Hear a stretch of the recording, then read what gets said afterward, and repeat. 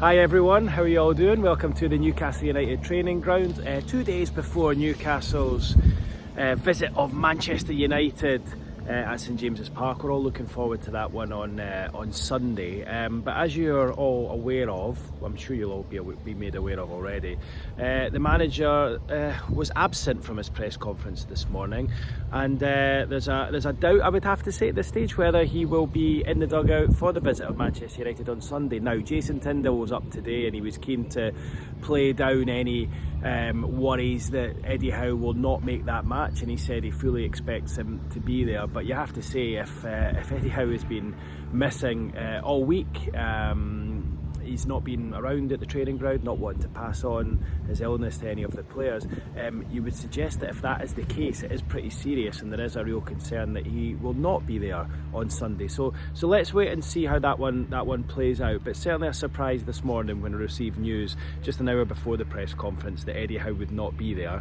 Of course, there were echoes of Eddie Howe's first match in charge way back in November 2021, of course. Remember when Newcastle hosted Brentford that day, and Eddie tested positive for COVID the day before, and Tindall had to take the team. And Eddie watched and listened to the match from a nearby hotel. It was the Hilton Hotel over in Gateshead, just on the quayside.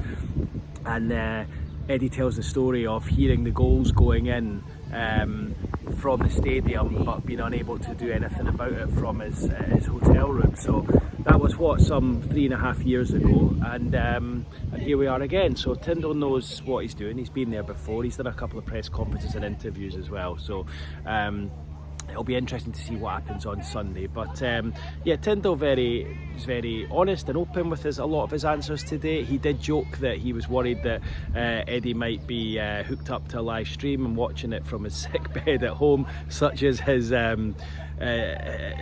control over things, and such as the fact that he always wants to ensure that everything's done properly. And I felt a little bit from Tindall today. He comes across as a huge character in the touchline, and you know, as much as he said a lot of the right things and he spoke very well, there was just that little worry in his voice, that little worry that he might say the wrong thing, and he was just checking himself quite frequently today during his press conference. But you know, said all the right things ahead of the visit of Manchester United, and you know, it sounds as though everything, despite Eddie Howe's absence, everything is in a good place at the moment, and the mood is good. Of course, after the cup final win a few weeks ago, 4 weeks ago now, was it?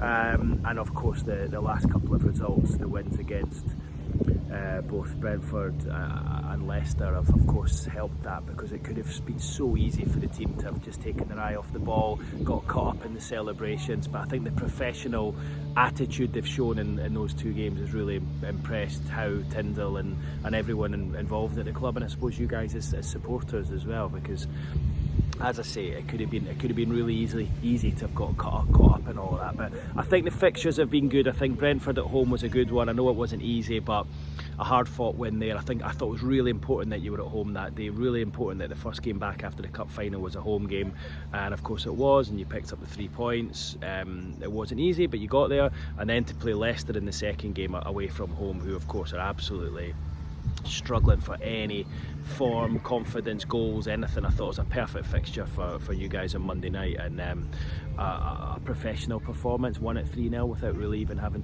to break sweat. So the fixtures have been good. I actually think Sunday's another good fixture at home to Manchester United, a fixture you do very well in, one that you don't need to raise the players for, and one that, you know, Manchester United have just played last night in the Europa League. Pretty energy sapping game. They've only got a couple of days to recover, whereas you guys have had the majority of the week. You're a better team than Manchester United. You've got better players, you've got a much stronger midfield, you've got without doubt a significantly better goal scorer in the shape of Isak over anything that Manchester United can provide.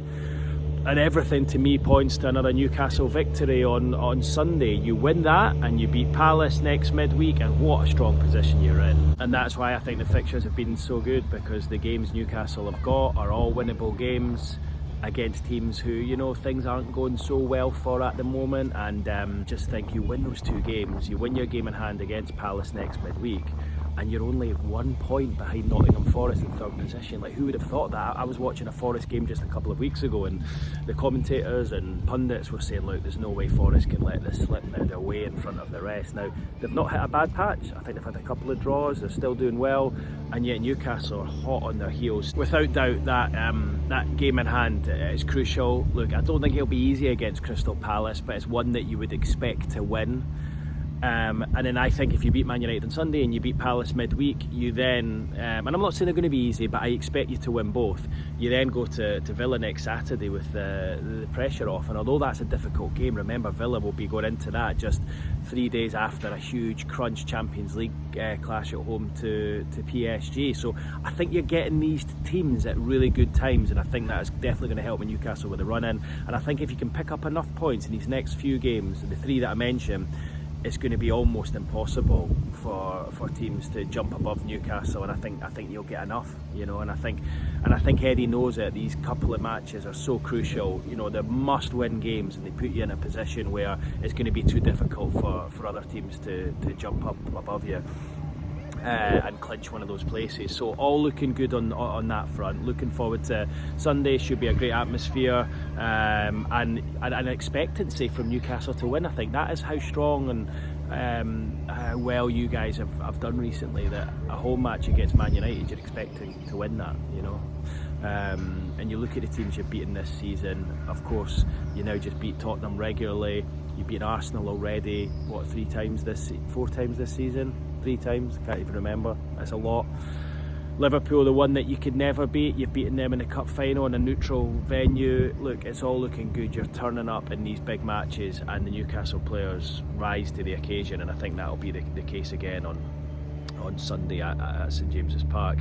In terms of injuries today, of course the main question was around Anthony Gordon, who of course had been missing for a number of weeks, hasn't played since injuring his leg for England on international duty. Tyndall said this morning he trained yesterday on the pitch, like he had an actual session on the pitch with the players. He says he'll be assessed today and they'll make a decision over the next sort of 24, 48 hours.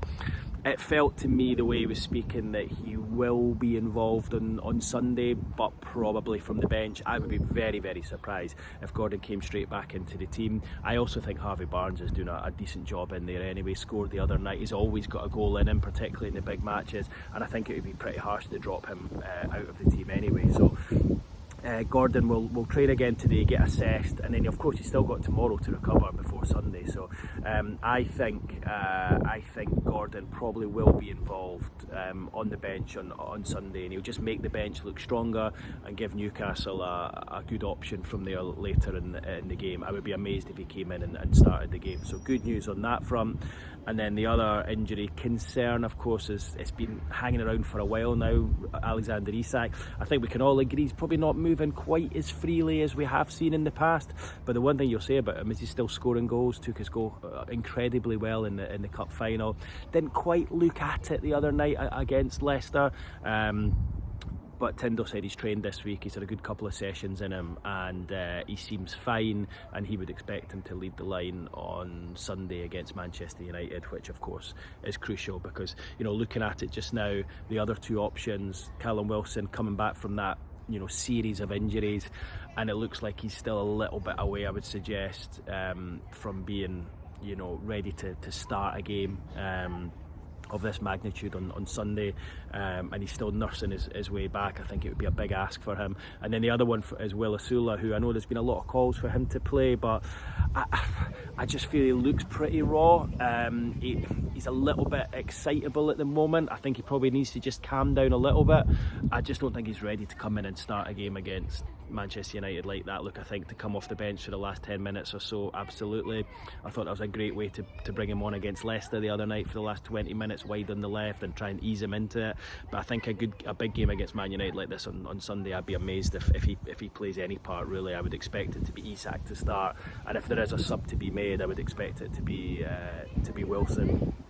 Wouldn't even be surprised if Joe Linton was pushed up in a central striker role instead of Asula. I think he's still got quite a lot to learn. And look, while he scored a couple of goals and looked good in the League Cup matches, he's still very raw around the edges and needs a big improvement. I would suggest this summer needs a big pre-season to try and prove that he can be part of the plans moving forward next season. With regards to that, I know you guys will all be asking and wanting to know about the summer transfer window and everything that's planned there. I'm going to be doing a Newcastle Q&A next month, which I'll talk a lot about this. There'll also be a dedicated club podcast, a lot more information to come on this, and it'll all be on the Sky Sports app and website.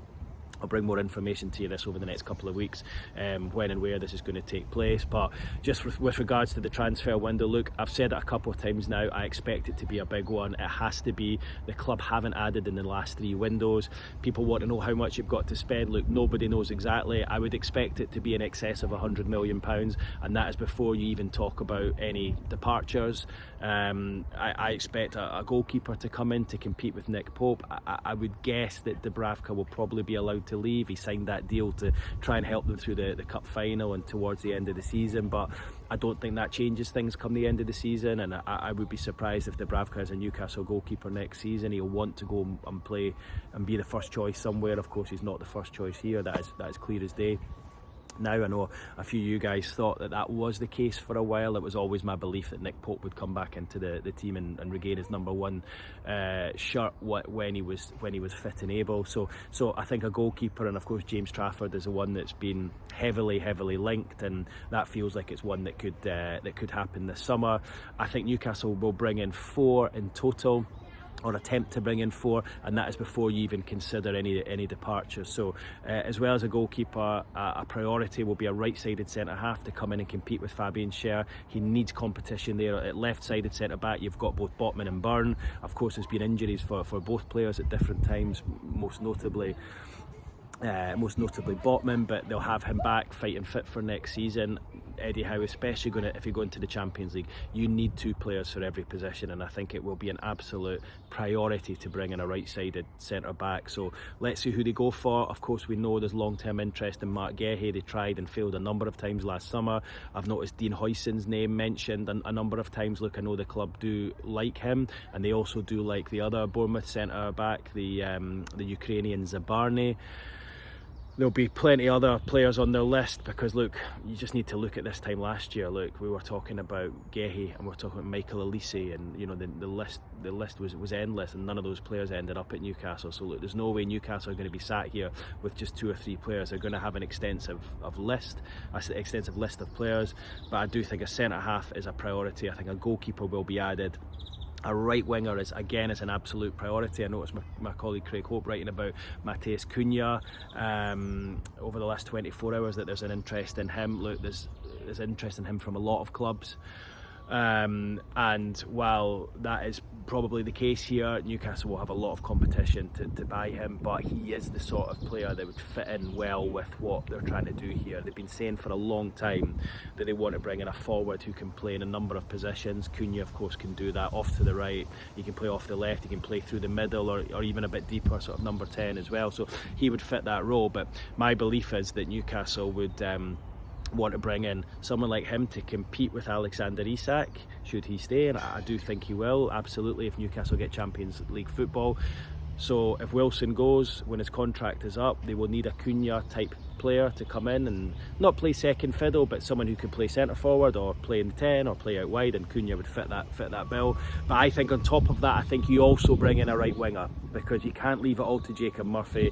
Although Cunha could play there, Cunha will be seen, I think, more as a central striker to complement Isak.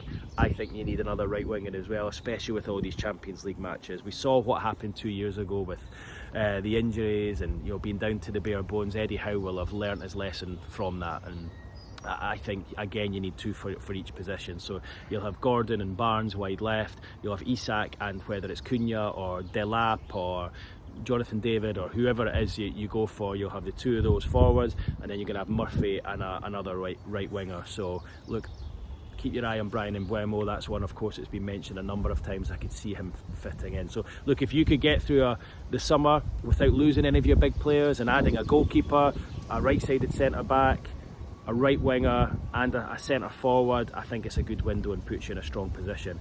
Of course, the caveat to that is if you were to lose a Bruno Guimaraes or an Isak, and I don't think you will if you've got Champions League. I think there's enough good feeling around the place after the cup final.